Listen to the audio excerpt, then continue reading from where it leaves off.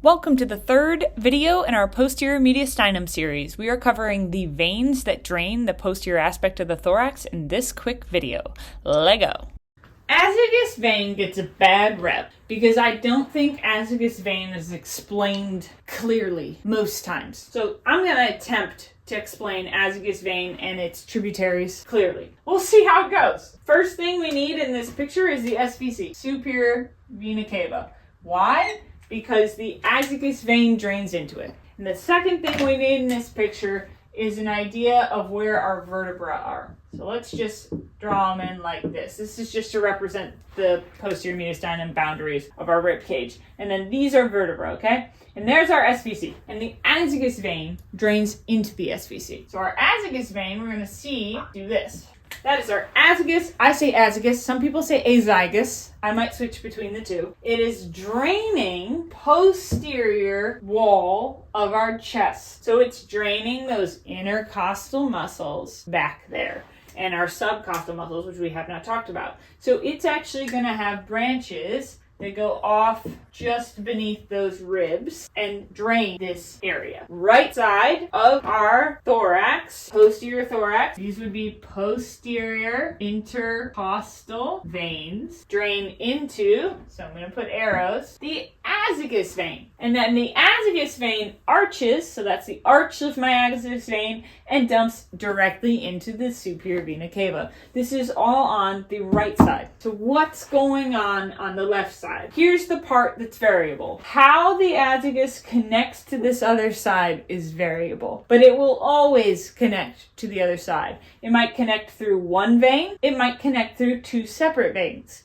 It doesn't matter. What matters is, do I understand what it's supposed to look like on this left side? So while the azygous itself drains this right side, three different veins drain this left side. So the way I do it is I split it into thirds. An upper third, a middle third, and a lower third. And remember, we're just draining the posterior aspect of our chest, which is those intercostal muscles mainly. So this is our upper third, middle third, and lower third. When you get better at this concept, just add in the levels of your intercostals that it drains. If you must know that specific information, add it in later. But don't start there. You don't start learning with everything. You gotta start learning with an ish. And then you can add details later. We need that left brachiocephalic vein in this picture. So here's our ish. We have a lower third. We have posterior intercostal veins on this lower third. They're all draining into a structure. Then we have a middle third, and they're all draining into a structure. And then we have an upper third, and they're draining into a structure. Now remember, before I name all this stuff, I want you to realize that these always connect to azygous, but this one might connect by itself,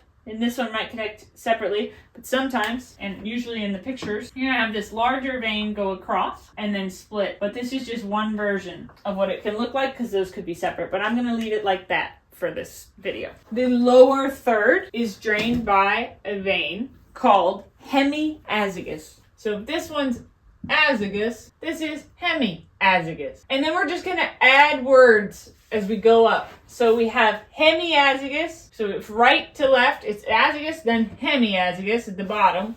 Then the middle third is drained by a vein called accessory hemiazygous. Azygous, hemiazygous, accessory hemiazygous. And then this one is totally different. So the lower third has posterior intercostal veins that drain into hemiazygous.